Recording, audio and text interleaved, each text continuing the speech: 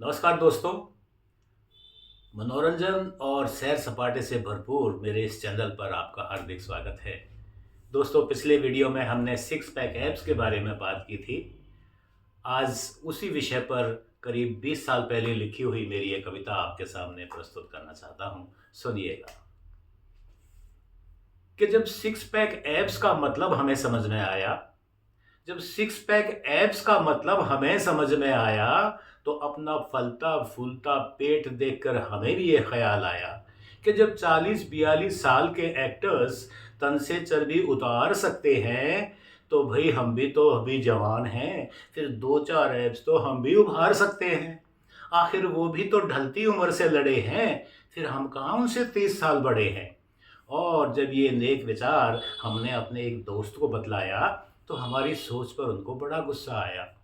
क्रोधित होकर बोले, भाई अब किस मुसीबत में पैर डालोगे? अरे शर्म नहीं आती, इस उम्र में ऐब पालोगे।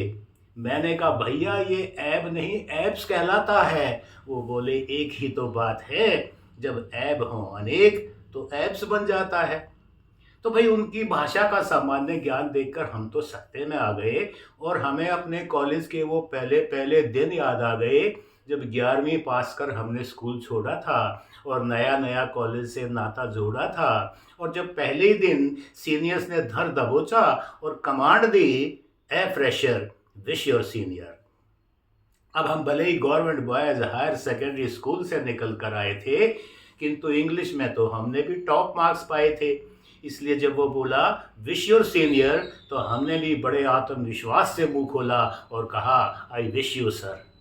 इस पर उसने जमकर ठहाका लगाया, और मेरी इंग्लिश में क्या कमी थी ये बात मैं घंटों समझ नहीं पाया। शाम को हमने घर जाकर जब इंग्लिश की किताब खोली, तो भैया उसके बाद हमने फिर कभी इंग्लिश नहीं बोली। किंतु उस वक्त तो सिक्स पैक एब्स का ऐसा चढ़ा बुखार कि रोज सुबह शाम को जिम और खाने में अपनाया सात्विक आहार। और इस जुगतबंदी की छाप हम पर इस कदर छा गई कि 2 ही हफ्ते में कमर की नाप सेंसेक्स की तरह गिरी और 3 इंच नीचे आ गई। अब मैं आधा समय तो ओपीडी में बैठ पेशेंट्स की देखभाल में निकालता था, और बाकी के समय अपनी बार बार खिसकती पैंट संभालता था। लेकिन मैं भी तब लिफ्ट को छोड़ सीढ़ियां चढ़ने लगा था, और घर वालों को भी शाहरुख खान सा लगने लगा था। लेकिन एक बात दोस्तों आप सबके लिए भी समझ में आई है कि ये एब्स तो ठीक है, पर ये सिगरेट का ऐब छोड़ दो, इसी में भलाई है। अरे सिगरेट छोड़ना है कितना आसान, ज़रा मुझे ही देखो, मैं जाने कितनी बार कर चुका हूँ ये काम। दोस्तों, किसी बड़े फिजिशियन ने कहा था कि it's very easy to stop smoking and I have done it so many times. यानी कि बीड़ी सिगरेट छोड़ना इतना आसान नहीं होता, छूटती है फिर शुरू हो जाती है, लेकिन अगर छोड़ना हो तो एक ही झटके में छोड़ना पड़ता है। और अंत में दोस्तों यही कहना चाहूँगा कि एब्स, डाइटिंग, जिम, ट्रेडमिल ये सब अमीरों के चोचले हैं।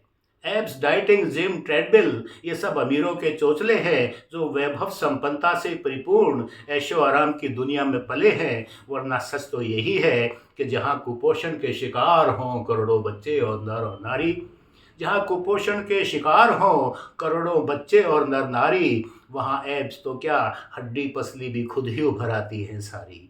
और देखिए ये लोग कैसे हैं जो दिन भर, ये लोग कैसे हैं जो घंटों ट्रेडमिल पर पसीना बहाते हैं, फिर खाने से कतराते हैं ताकि पेट बाहर ना आए।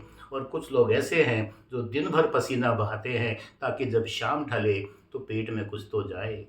इसलिए दोस्तों मैं आपसे कहता हूं कि अगली बार जब